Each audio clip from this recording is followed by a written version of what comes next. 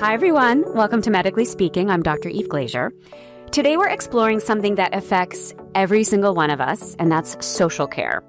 It's an evolving term in healthcare, and what it is it's about everyday factors that shape our health, from the food that we eat, the homes we live in, who we live with, to how we get appointments or manage financial stress.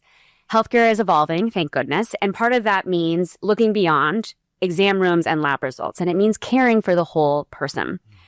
To help us dig into this, I'm joined by my two incredible colleagues doing this work at the front lines. First, we've got Jasper Kump, a licensed clinical social worker and educator, over 20 years of experience connecting the dots between mental health, equity, and system-level change. He leads our social work and care coordination efforts at UCLA Health. And honestly, you're just one of those people who just knows how to build systems that actually work for real people. We also have Niki Miller, our amazing chief of staff at the UCLA Health Faculty Practice Group. Niki also leads these very big, complex initiatives driving quality and health equity. And she, with Jasper, has been just crucial in shaping UCLA Health's approach to social care, from embedding screening into clinical workflows to forging partnerships with community organizations. Jasper, Niki, thank you for being here. I'm just thrilled, and I'm just so glad we get to have this conversation. Thank you. Okay, let's just get right into the heart of today's episode. What does social care actually mean, and how does that really just show up in real life? Yeah. I think we can vibe off Yeah, each other. absolutely. Let's do it. The two nicest people. You should go first. Both. And this is something that Jasper and I really try to model, which is meeting our patients where they are, or meeting our community where they are. And so when we talk about social care, it's this model where our health systems are responding to the social needs of our population. And I think, I'll defer to Jasper to really talk about the heart of it, which is our social workers, our community health workers, and how we're modeling that. Yeah. Social care has always been something that we've done as part of social work, and now community health workers have become such an important part of the work that we do. So we've always been concerned about the things around a patient's health, but now we have a more formal way of doing it, and we take it like a vital sign, right? So we look at it as that, like it's something just like any other health indicator. This is also part of your health, and so we want to look at it that way. I love thinking about it as a vital sign. And just for our listeners who aren't necessarily in medicine, a vital sign is when you go to your physician, for example, and you get your blood pressure taken, your pulse, which is your heart rate, what's your oxygenation. We always consider those traditional vital signs. So this is a very powerful idea that your social care, your social needs, which I'd love to ask you to define in a minute, are also part of the essential part of how you are doing. Mm-hmm. So tell me a little bit about, what exactly do we mean when we say social needs? So 40 to 80% of the reason why patients don't get the care that they need has nothing to do with the healthcare itself. It has everything to do with their lives. It has to do with, do I have enough food to eat? Do I have the right foods to eat? Do I have transportation to get to my medical appointments or to other things that I need to do? What is my home life like? Is my home safe? And so all of these types of things are what we would refer to as social drivers of health. Mm-hmm. You'll sometimes hear them called social determinants of health, but at UCLA, we're very deliberate about calling them drivers because we don't believe anything is determined. Mm-hmm. They can be intervened with and they can change. And we're seeing that on a daily basis in the work that we're doing together. So it's really anything in your life that isn't necessarily direct medical care, but that could contribute to your health. I love it. I'm obsessed about language and semantics. And so, yeah, sometimes I think in the news, we hear about social determinants, and Niki and I talk about this a lot as being that's so fatalistic sounding. It means it makes it seem like you can't change these things. But drivers are just sounds like, yeah, no, we have influence. We can change these important things. Were you going to say anything else about social needs, though? Yeah, I was going to say, how we've also conceptualized it is beyond the exam room. Mm-hmm. And so it's access to these resources or to these systems that support your overall health. Mm-hmm. And that's something that we really try to embed in our care. And that's something how we conceptualize our community is that you're impacted by where you live, your environment, things that sometimes you can't change, but are influenced by it. And so we want to build these systems that allow for that support to be the healthiest person that you can be. Well, I would imagine too, I mean, it's your current health, right? Based on, right, your environment, your genetics, your education, but also how you will do based on some of these factors. So it makes me think of, for example, during the COVID-19 pandemic, right? For a lot of our patients, our colleagues who lived, let's say, in housing situations where there was a lot of people, right, that really changed their exposure, right? So all those advice, and recommendations, quarantine, isolate. Well, if you're living with lots of people in your household, those things aren't real recommendations, but certainly then influence if you're going to, maybe in this case, get, right, an illness, and then how you'll fare. Yeah, especially these multi-generational homes. We saw that, like you said, during the COVID-19 pandemic when we had to isolate, which is you have multi-generational homes with many people. And it's not just the burden of illness, it's the burden of the stress. And so something that we talk about a lot is it's not just about transportation and access to, a stable home. It's also stress and trauma and things that, might not be elicited in your normal screening, but that's something that we're really trying to model whole person care. I mean, I love the phrase whole person care, and I'd love to dig into that a little bit. What does that mean to you, Jasper? Well, I mean, it's something that, and as a social worker, you learn in school right off the bat is we look at the person and the person in environment, right? So we look at not just the person themselves individually, but who are they related to? Who are they in connection with? Where do they live? What resources do they have? And so when we look at whole person care, we're not just looking at them as a collection of medical diagnoses, right? Or as something we need to treat, but in fact, someone that we're here to partner with and help provide support to. And Niki, any thoughts about whole person care for you? Yeah, I always contextualize it with, when we think from a public health perspective, just from my training, it was thinking about how influencers influence your lifestyle. And so when we think about medical... Wait, I noticed that you pointed at me. Influencer? The podcast. Exactly. And how, really how we've started to conceptualize it too is that outside of the four walls, what can we do to look at you as an individual? Because to your point, it's not just a condition, it's your lifestyle.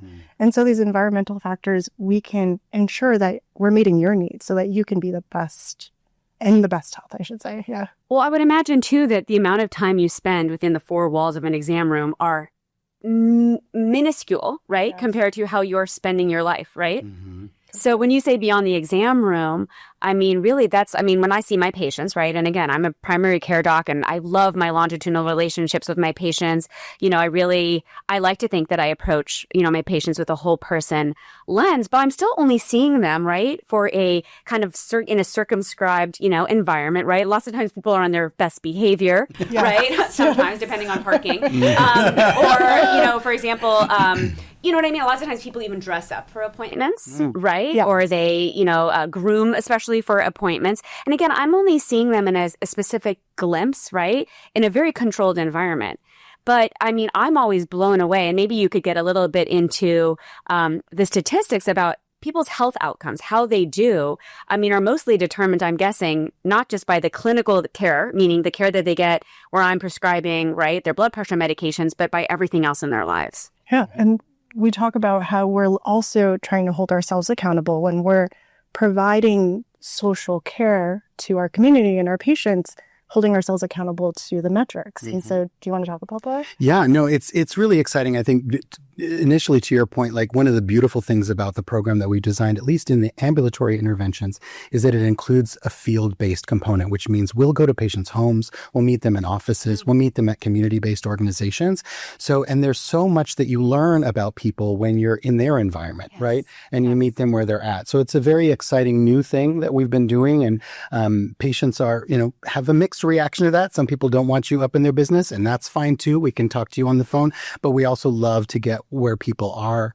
But some of the initial stuff, we look at things like, are we keeping people from having to go to the emergency room, right? Because nobody likes to do that, right? So if we can help keep people healthier, they can avoid those things like hospitalizations or ED visits. But even more than that, there's some initial data that we're looking at so far that is indicating that we're helping people close their care gaps, which means they're getting preventative care in more than the folks that we haven't intervened with, which is exciting, which means we're getting ahead of that. We're helping them stay healthier, which we love.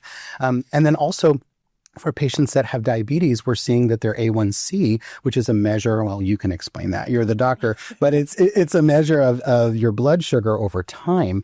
And it helps to tell us how they're doing. And those have improved, at least from our initial data so far in the patients that we've been providing food interventions for, which is exciting because when you have diabetes, you want and need to eat a little bit differently. Right. So can we provide you with tailored meals? Can we give you nutrition education and things like that? So it's super exciting. It's very initial, but we're excited about what we're seeing so far.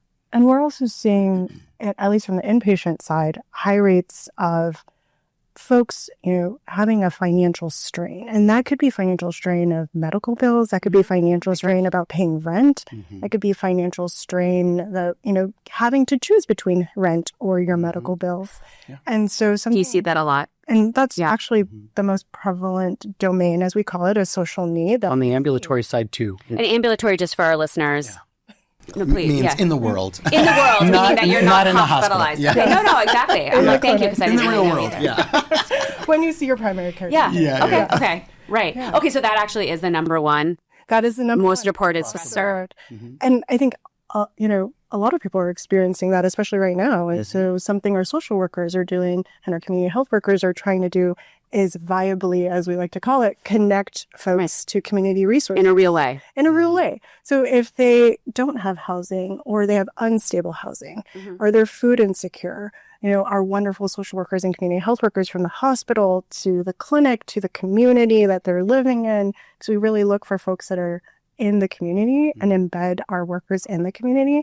They're really trying to connect them to those resources. So you mentioned screening. So, and, we've talked on this show about like screening for example, certain diseases, right? So looking for, let's say, colon cancer or breast cancer in the absence of having any symptoms, right? So I go and get a mammogram, not because I have a lump in my breast, but because I want to make sure there isn't something that I can't see, but something that can be detected early. So you mentioned screening for these social drivers or screening for social needs. And then you mentioned kind of interventions, but let's just talk about screening first. Like, how are we screening, for social needs? I'm going to defer to my clinician over here. So on the ambulatory side, we have over 500,000 patients in primary care at UCLA Health. And so we had to come up with something that was sustainable. We wanted to assess and address their needs on a routine basis once a year. That was our goal.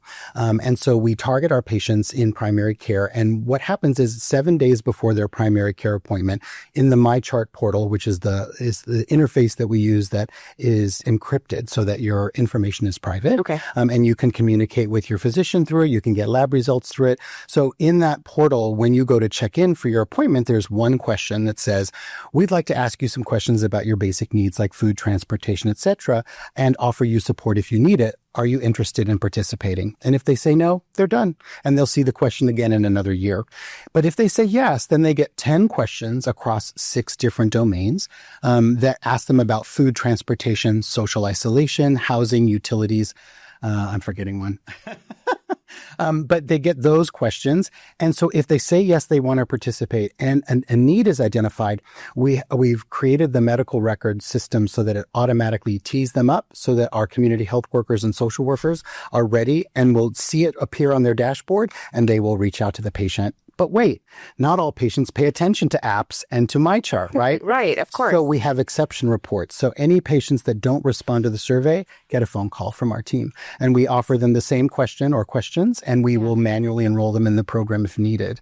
And then we also do some other manual enrollment. We've had some amazing stories so far. We've been doing this a little over a year. And we had one example where we went to see one patient who was seen for who responded and wanted some help. We did a home visit. Turned out their spouse was also also a patient that also had needs. So we manually enrolled them and we're helping them as well. So it's exciting. I think what can be tough though is when we show up in the home and they have friends or loved ones that aren't part of our health system and they're like, can you help this friend too? Yes. And we don't ignore those folks. We slip them resources and information. Good. But I think the thing that Niki said that I really want to underscore that's so important is so often in healthcare settings and in community settings, when you express a need, they'll give you a list of things and say, good luck. We did not want to do that. And so our goal is to stay connected until the patient gets their needs met. That's the goal. And sometimes that's a couple of days. The patients, because a lot of our patients are younger and they didn't know about these resources and they're happy to jump in and take the initiative to get it. But if we have someone, for example, that needs caregiving in the home and can't afford it, and they may be eligible for Medi-Cal, we'll help them apply for Medi-Cal and we'll stay connected until they're approved, and we'll help them try to find a caregiver, right? So we've stayed engaged with people for 4 to 6 months if we need to. Our average is more like 14 to 21 days. But again, the goal is to make sure that patients get their needs met. I think this is incredible. I mean, first of all, what the two of you have built at UCLA is absolutely amazing. It's crucial. It's the cornerstone of care. And again, I'll say it since I don't think you said it yet, but basically 70% of health outcomes, how people do, are based on their social needs and how well that they're met. And as a clinician, right, I might say like, oh my gosh, that's so humbling. Only like 30%, like what I do is like contributes to how well they do.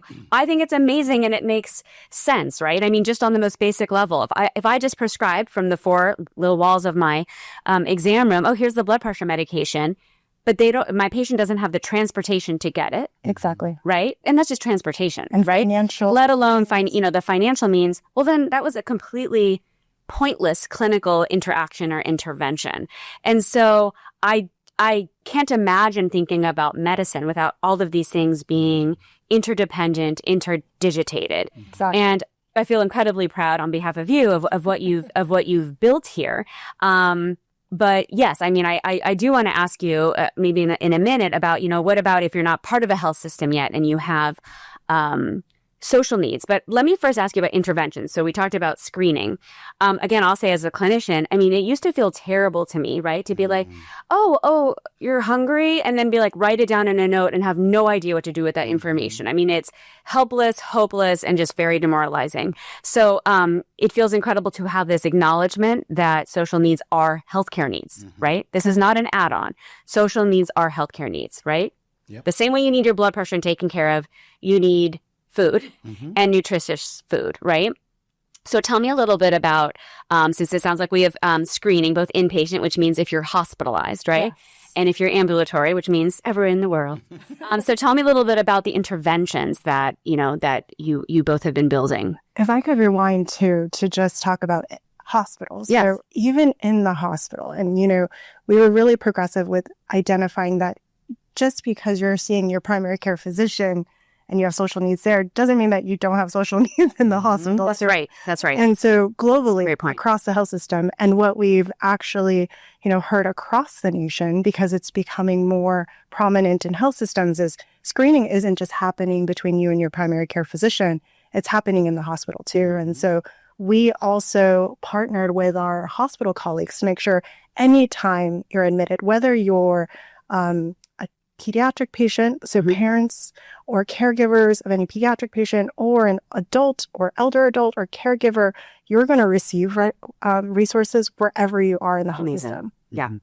And so, maybe you want to talk about the resources and viably connection. Yeah. So, well, again, one of the things that we've spent a lot of time on, and I have to give a shout out to all of our social workers, both on the inpatient and ambulatory side, as well as our community health workers, we created and amassed a huge database of resources across the community. So we work closely together and we refresh that regularly. We make that available to all of our anybody who works at UCLA Health so they can provide it to patients in real time. But we call upon that. We also use a platform called Find Help. We have a community resources website actually that anyone can access on the UCLA website. So you would just go to your browser and enter community resources UCLA Health, boom, there you'll be. You enter your zip code, and there's all kinds of resources that are available for you there. So we use a number of different platforms, but we also leverage relationships that we have throughout the community. And in fact, we're very fortunate at UCLA Health because we have some really generous donors that also can help out in a pinch when patients are having a really difficult time and can build bridges, financial bridges for folks when they're having a crisis. So we're very fortunate. I mean, it is a challenging time for everyone from a resource perspective, but we have an amazing team of folks, both inpatient and ambulatory, where we have deep relationships in the community, and all these agencies that do this work. And Niki and her team are developing those even more deeply and more formally. We had a food intervention that's been very successful so far that I think we're looking at expanding. I hope we're looking at expanding. Yeah, tell me about the food intervention. Yeah, so something that we're trying to also create is this model of a community care hub. And it's because we know that you're not just coming to see your doctor and you're staying in the same location. You're going to go home and get the resources you need within your neighborhood. And not everybody lives in West LA. And to make sure that you can get the resources you need, we've started to bridge that gap of meeting community-based organizations where they are. And so ensuring that our resources aren't just localized to UCLA Health, that they're in the region where you live. And so with the regional food banks, what we've done is crafted a way in which if we identify a patient or even a community member, because we can share resources with food insecurity, or they're not getting their needs met, that we can make referrals. And I mean, this kind of goes into also talking about our community and also destigmatizing. Yes. Getting food from a food bank or getting food from a food pantry. And something that we try to do is be sensitive to that. And so we also understand that in doing so, we craft this relationship with these community-based organizations that are embedded in the community, that know the community, that can speak to our patients in a way that meets them where they are. So if they're feeling like, I don't want to share this information, that I have these food needs, that we partner with people that are sensitive to that. That's very powerful and probably a lot more effective. Sometimes. Sometimes. Right. And acknowledging too, I know that, we give this screening once a year, but I'm guessing, again, knowing the two of you, that there's ample opportunity at many points, through touch points where you can raise if you need help. Yes. Yeah, absolutely. Well, and one of the beautiful things about the social care program that we've rolled out that we're talking primarily about today is that it's not a program in isolation.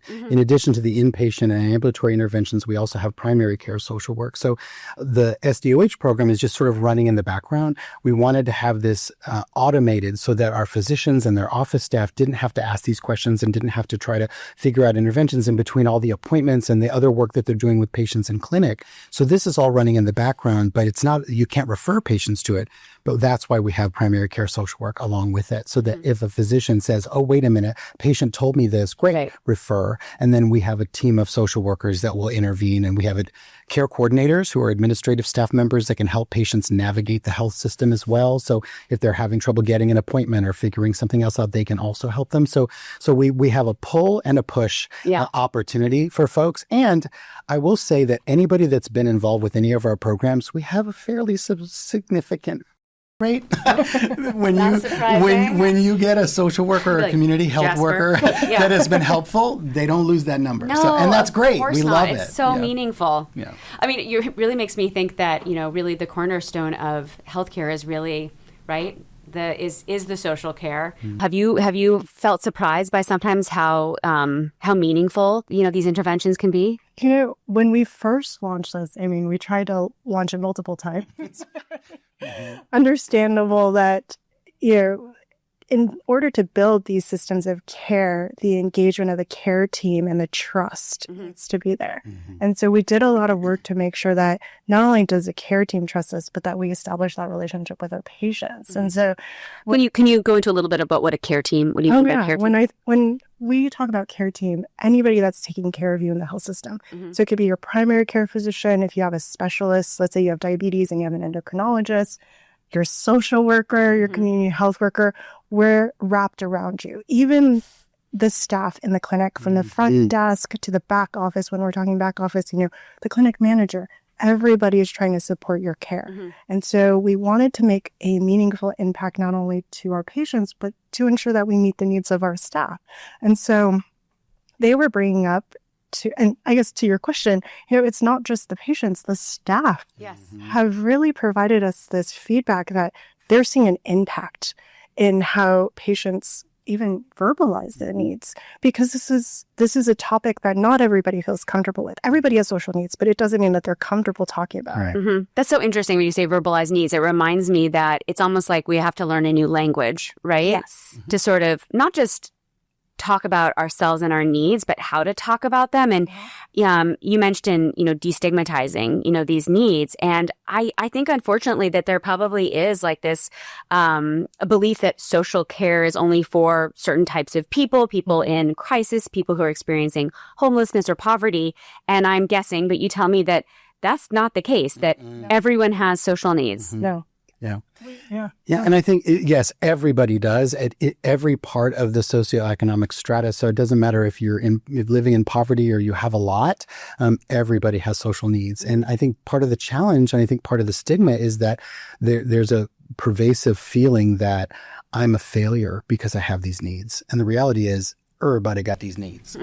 Everybody got these needs. Everybody has a life that they're living. Yeah, absolutely. Yes. Yeah. And we all need help. It's actually from time to validating time. and comforting, right? Yeah. And it certainly brings us together. Yeah, absolutely. And I think that's part of the beauty of having community health workers and social workers that come from these communities, that are in these neighborhoods, that know these resources, that look like the people in these communities as well, is so important, because they can build instant trust in a way that maybe you and I couldn't as quickly, right?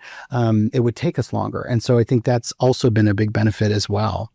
And I think that what our care team, so our physicians, our social workers, our community health workers do so beautifully is establishing that trust and even that transparency. And to your point about language, it really is using language to make people feel comfortable, describing what it means to have food insecurity, because it could mean a spectrum of things.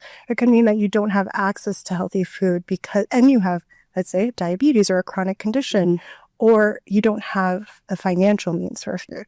And so it really is meeting those patients where they are and changing the language and even the perception of what social needs are. Because how I used to think about it when I was in graduate school wasn't how I conceptualized it now in these systems of care. How did you used to think about it? Very similar, which is like it's a socioeconomic spectrum or a gradient. And those that are lower on the socioeconomic scale, is that those are the people that have the most needs. But actually, in the 15 years that I've been in healthcare, it has significantly changed. And you can speak to even that gradient itself, is that at each part of the gradient, somebody has a need. And it's okay to have different needs, And right? Absolutely, And we can do something about your needs. Yeah. Completely. Yeah, absolutely. Sorry, I didn't mean to interrupt you. No, absolutely. And I think, that, this is where I get on my soapbox and talk about mental health care in addition to social care, because they're intrinsically related. You show me someone who is having any kind of medical concern, and you are showing me someone who necessarily could have depression or anxiety, if not only about that particular medical concern, but other things as well. So there's lots of things there. And I think we all are familiar with how difficult it is to try to find a therapist and to get connected to a therapist. And one of the reasons why we felt it was so important to have social workers involved in this work and not only community health workers is because of that mental health care component. Most people don't realize that licensed clinical social workers are mental health clinicians. They are therapists.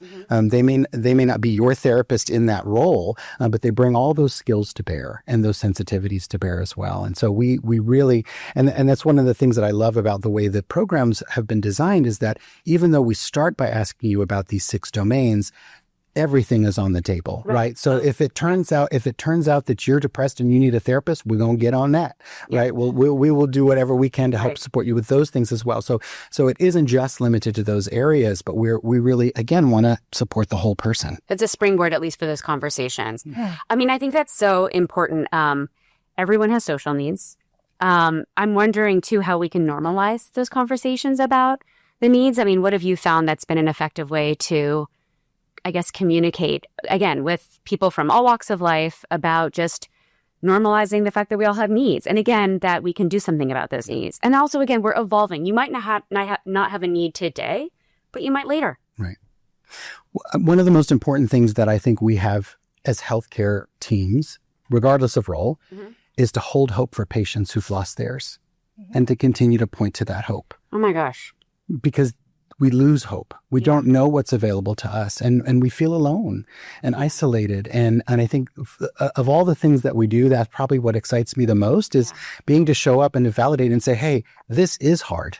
And I'm sorry you're having to go through this, but you're not alone. Yes. And let's come alongside you and see what we can figure out together. And hold hope. Yeah. It's so interesting. Sometimes in my practice, I'll have people who are having, a lot of depressive feelings. And I actually do feel this very sincerely. And I say, I know you can feel better. And it does. I think sometimes it takes that person next to you to say, I'll hold the hope, but I'll hold your hand through this. But I mean, what incredible work that you do. And I'll just say again, too, I've seen, again, from the quote medical standpoint, although I'm going to posit that medical, mental, social care is all part of the same clinical care and health care. But I do see that sometimes, again, I might ask a patient and, say, you need to eat better, right? Or your hemoglobin A1C, your diabetes is out of control. You need to eat more plant-based, organic fruit and vegetables. And how flippant is that, right? To be like, I'm going to assume that you can go to that farmer's market whatever, I don't even know what your job situation is, go to that farmer's market and often pay for more expensive food that is more nutritious, right? So that might happen. Or often sometimes people feel, I am too depressed to take this cholesterol medication that you want me to take, right? So again, all of these things are interrelated and the outcomes depend on all of these variables. Yeah. And we always talk about how there is an intersection of needs. So there is an intersection between your chronic conditions and your mental health. And if you're too depressed to get to your doctor's office to get the care you need, plus you don't have the transportation, how then can you get the care that you need to be at the best health? And barrier on top of barrier on top of barrier. And to your point, then you lose hope. Yeah. So do you feel, I have to ask you both, so do you feel overwhelmed when you come across somebody who has all these barriers? Tell me how you approach, or do you just feel hopeful because you actually can do something? We can feel overwhelmed too. I'm just so impressed. I think because there are a lot of systems in place that make you feel that you can't overcome them. But with this team approach, I have felt that at every turn, that there's somebody or some place in the community that there is care. So on the flip side of barriers, there's community and teams and hopes. And hope. And creating that momentum. And we see it nationwide. Even CMS, or the Centers of Medicare and Medicaid, have moved towards looking at social needs and how they impact your overall health outcomes. And even the state of California, and looking at those that are covered by Medi-Cal or Medicaid, as it's nationally known, they're looking at these very strategically because they know overall it impacts your health and how you're going to get health care. And so, overall, it's really the team that I feel the hope for. Yeah. I think when we look at a specific situation, we're fortunate that we know the resources that are out there. And that's part of what gives us hope, is that we've got things up our sleeves, right? Which is great. So like, for example, you may have an insurance plan, or even if you have Medi-Cal or Medicaid, you have benefits that you probably don't even know about, right? So we start with that and say, listen, let's dig in and see what you got, right? Yes. And then we can look at community-based organizations, and then we can look and we love coming from a strengths-based approach, because patients have so much resilience, and sometimes all you have to do is remind them of that, right? Is to say, hey, I see this strength in you. I see this. Look at all you've overcome so far, right? This is just another thing. Let's get it. Let's figure it out, right? And so I think that's another piece of it, is always holding that strengths-based approach, looking for what's going right, looking for how we can build on that is another big piece of the puzzle. I think if I could bridge off that too, and something that you mentioned earlier, which is, what if you're not a part of our health system? And you had mentioned our platform. There are ways in which you can screen yourself. And those are online on our platform. And that allows you to determine yourself and take that agency that we want to give you to determine, what resources do I need to feel better, or to get myself to a place of confidence and hope. I think that's the thing. Yeah. And then, and we really try to promote that across all our platforms, to really talk about, you don't have to be our patient, but we're a part of your community. And so we really want to share this with you, because we want you to be the best that you can be and feel good about yourself. And these are the resources. Yeah, that's so important. I feel like our patients are so incredibly lucky, all of our teams, to have the two of you, your teams. But yes, it does. I want to make sure that, for, those of our listeners who, let's say they're not even patients in any health system, right? But to even have awareness about what social needs are, how it contributes to your overall needs and your overall well-being, right? And healthcare. It reminds me, because I really want to encourage everyone to advocate for themselves, right? In any space. What is there any advice you would want to give anybody, when they go to see a primary care doctor, if they go see their high school principal, a guidance counselor, their therapist or not therapist, or, their pastor, their rabbi? Is there any recommendations about how to give voice to, these concerns, or how to advocate for themselves? Go ahead. I mean, and the first thing is the biggest hurdle is that shame, is that fear that we have. Mm-hmm. And the reality is, and I love that you use the word advocate, because the truth is that people who advocate for themselves or their loved ones get better care. Period. It's just the way it works. It's part of why I became a social worker, is in order to advocate for people, right? And so I always encourage people to advocate for what they need. And sometimes that's as simple as saying, "Hey, I think I could use some help." Right? You might not even know what help is, right? But just saying, "Hey, I think I could use some support here, or some help here. Would you be willing to talk with me about it?" Right? Yeah. And that's not weakness. It's actually an enormous amount of strength. Yeah. Well, courage is the keystone, right? So just having that much courage to be able to bring that up could open the doors, right? Because the reality is you don't know. And it's not your fault that you don't know.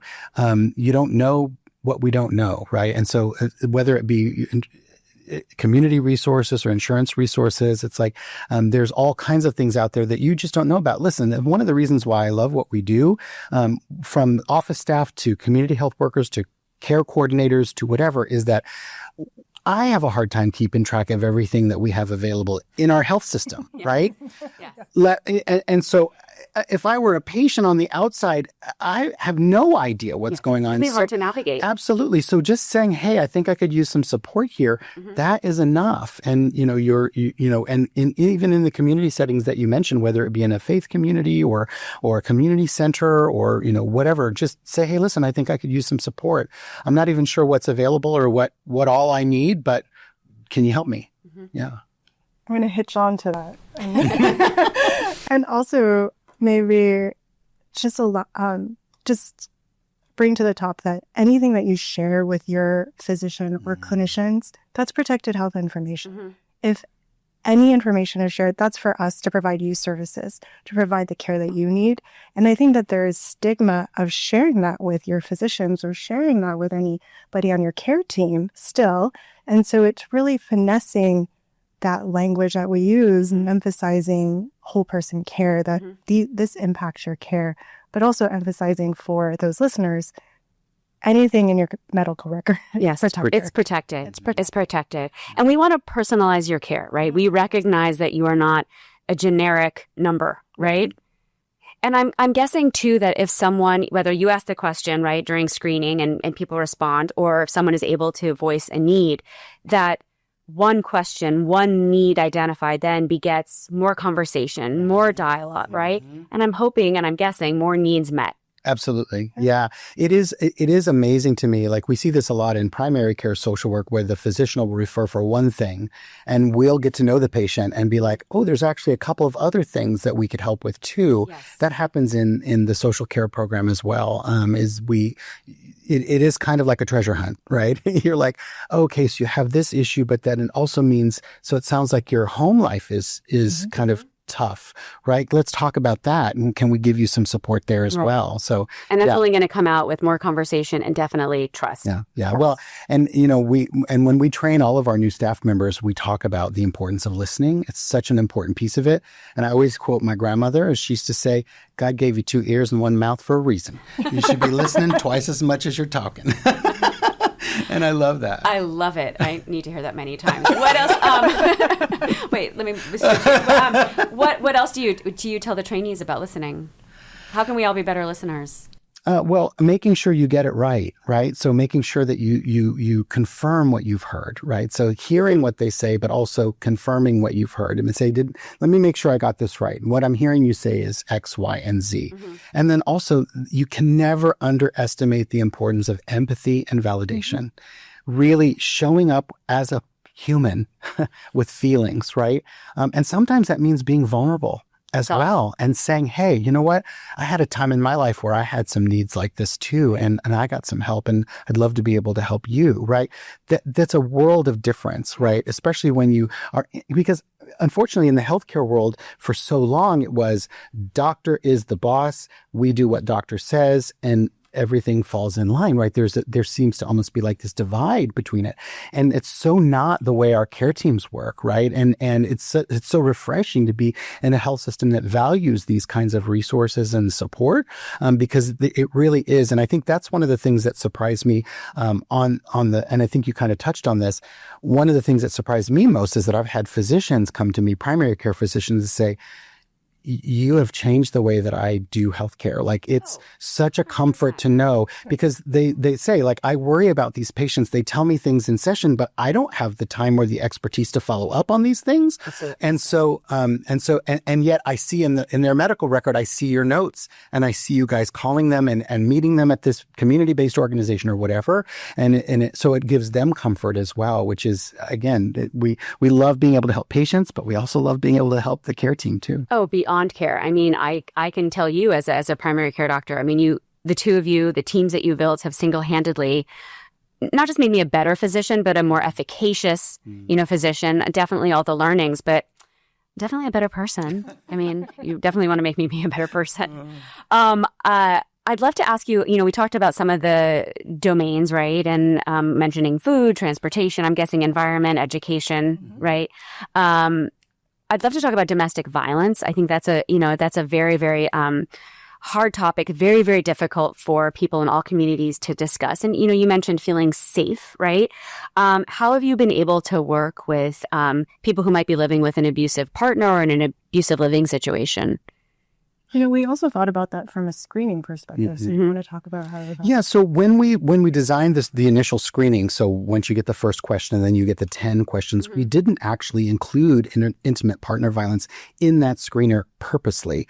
And the reason why is because, number one, that would require urgent response, right? And so when you're responding to a survey, we may not get notification of that survey for a day or two. Right. And if there's a safety concern, we want to be all over it, right? Right away. So we didn't include it in the original screening. The inpatient team does it regularly, right? Right, but they're in the hospital. They have them there, right. Yeah. The other thing, too, is that sometimes folks, when they're in domestic violence situations, their partner will have access to their medical record. And so you don't want to document some of those things in the medical record should they be able to see them. So there was sensitivity in just from the design perspective, but we are always vigilant for that. And we have had cases where we've needed to get someone to safety. And thankfully, we are very well, there are not enough domestic violence resources in this city. I'm going to just say that right out front.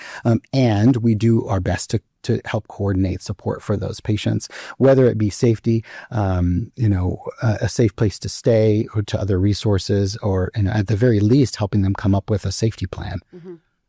And I do want to add to that it's, in addition to domestic violence, it's all safety. And that's something that, we're actually seeing nationally from a screening perspective, and the literature is demonstrating that we don't just ask about intimate partner violence now, that we observe and ask and ensure that we are conscious that it's not just partner violence, but it could be safety of your environment. And do you feel safe in your environment? And so that's something that the inpatient team I know does very well as well, is making sure that they, when they're screening, are asking the patient in a private, in a comfortable environment, in a space where they feel open to speak to it.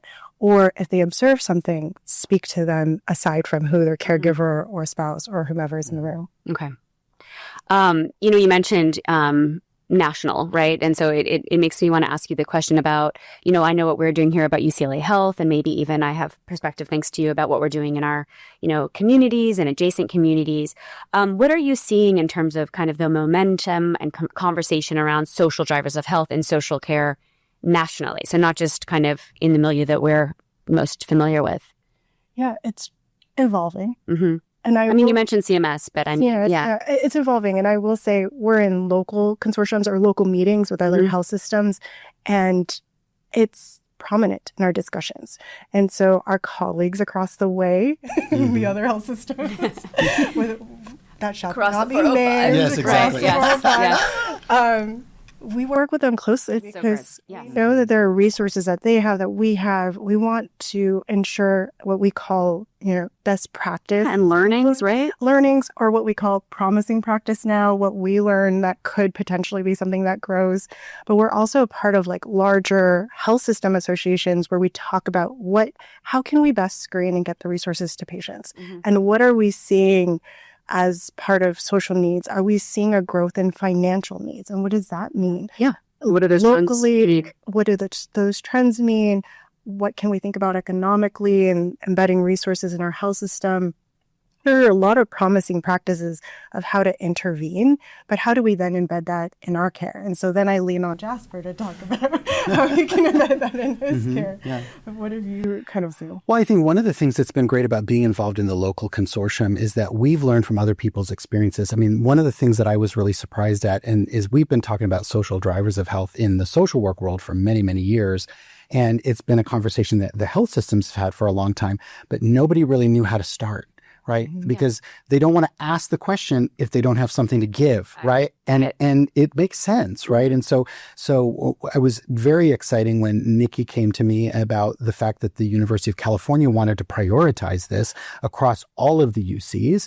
And what are we going to do here? And so then we started to brainstorm and come up with like, what are our ideas? What would we do? And to be part of that initial thing was just amazing. But we learned, for example, from one of our other health systems in the URL, that they were using only community health workers, and they were scrambling because the CHWs needed social work support, and they didn't have that. And so they would just randomly try to find any social worker nearby to get advice from them. And I was like, when we build our model, let's include social work in addition to community health work. And it's worked out really, really well.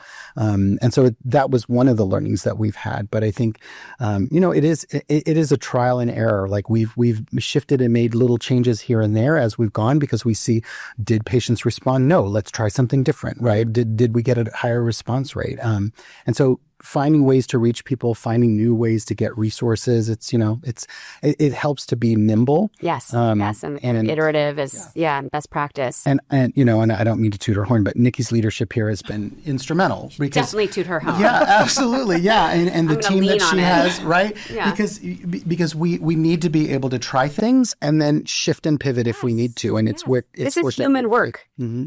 I mean, something else that I think we've also learned across nationally is that the populations that consume healthcare are not a monolith. Mm-hmm. And so how we screen, we've had to iterate on even how the questions are screened. Mm-hmm. Like what is appropriate in this setting versus a hospital setting, and how can you do it in a setting where they can't respond? Mm-hmm. And who do you ask if they have social needs? Mm-hmm. So that when they're discharged from the hospital, how can you give them the resources if they can't respond? Mm-hmm.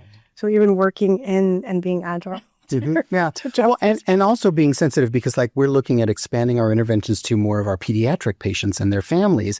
Well, you can't ask the same questions. And what questions do you ask the patient, and or what do you ask their parents, and when and how? So there's a lot of nuances that we want to think through before we launch that. But it's exciting to be able to expand it a little further. I mean, you mentioned, which will stay with me forever, holding hope, right? Alongside, our patients, really with anyone. What gives the two of you hope, I guess, about the future of this work? Can I toot Jasper's work? A lot of beep beep. Please.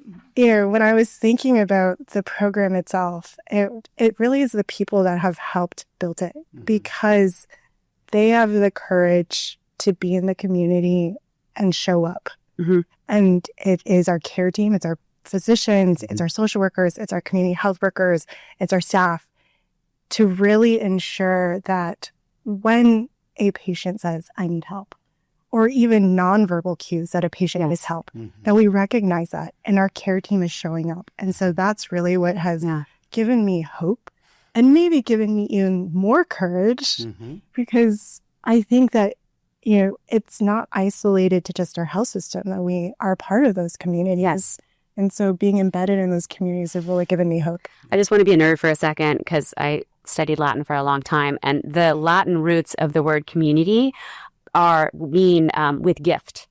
That's what that means, the cum and then the munus. Anyways, so it just always reminds me that just being part of a community is sharing of gifts. And I just can't think of two people who are more gift giving. You were going to say something, but I had to nerd out for a second. I'm going to take that home with me for sure. Yes. That's amazing. Well, I mean, as you asked the question, I started getting emotional because I started thinking about the community health workers and social workers that I work with every day. They give me such hope every day. I hear story after story about the things that they do, the lengths that they go to, the connections they build with patients. They're changing people's lives. The messages that we get from patients about, I never knew I could get this kind of support somewhere else before. It's just beautiful. And so that really literally is, that's where I get my hope from. And that's everyday hope too. Yeah. Yeah, right? Absolutely. So you never can hear enough of those stories. I agree. Please feel free when I call you every day to tell me a hopeful, Absolutely. A hopeful story. I wanted to ask just a couple of kind of our asking for a friend segment, and we got to a lot of these, of course, because I guess I was that friend who was asking you. I think I want to reiterate this because I think this was so important that if I share something personal, right, like not having something to eat or not feeling safe, does it go in my medical record, right? Who sees that information? So the majority of the time it goes in your medical record, especially if you're talking to one of our clinicians or anybody on our team, but it's protected, protected health information. And it's between you and whomever you're speaking to. And it's only so that we can ensure that you're getting the resources you need, that we're building that care team around you. So protected meaning that only my care team can see it, right? No random person. My insurance company can't see it. Cannot see it. That's right. Okay. And again, I just want to reiterate this as well. I've never asked for help before, but can I still reach out even if I feel like I should be able to handle it? Absolutely. Yeah, absolutely. Every time. Like you said, the strength. It's a strength. It's the courage. Well, and here's another thing. I'm going to go back to my grandma. If you don't ask, you can't get. Right? I just have to ask where your grandmother is from. This is from Missouri.